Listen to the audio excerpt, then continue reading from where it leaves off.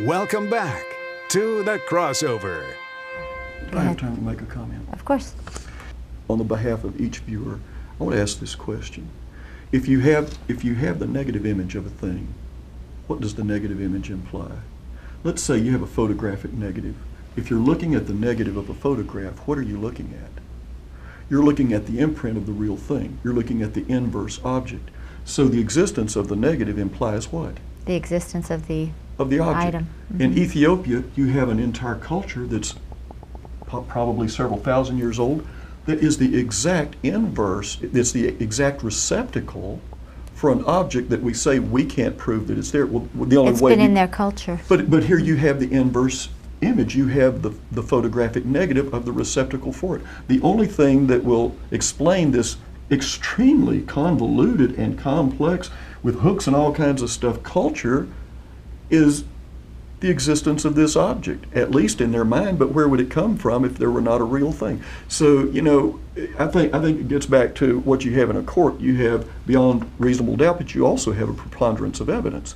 There are various levels of degree of certainty in a court of law, but when you're dealing with evidence issues, you have to look at it and say, which has the greater probability? That there would be an ark. If there were not an ark in Ethiopia, why would there be this culture? I don't see the ark. I was not there and watched the trail go from Jerusalem to Egypt up to Ethiopia. We don't have a documentary with a bunch of witnesses that come down to our time to show it in an undisputable way, step by step, but we have this photographic negative, the inverse of that, and what will explain it? What's the preponderance of the weight of evidence? I would say the same thing in terms of faith in Christ.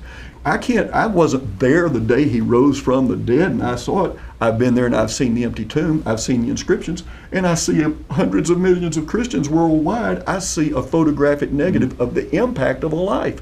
What am I going to say is the greater argument? That it's nothing but a hoax, or that there's something real that really generated this photographic negative? Well, we wish you blessings on finding this, and thank you for being on the show. Thank you. Thank you. A great Thank you, pleasure. Pastor. Shalom. Shalom.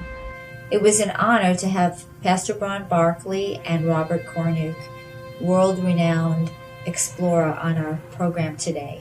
I hope that you enjoyed it. I know it's helped me strengthen my faith in this book, and I hope it has for you. Remember, these are prophetic times, and God is at work. Shalom.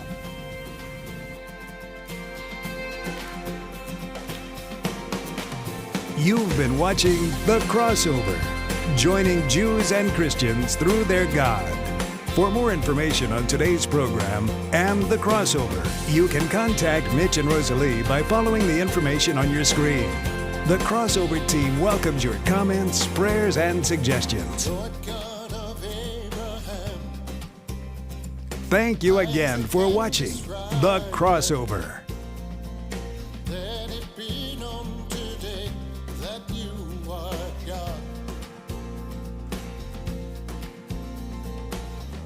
Offer up our lives as a living sacrifice.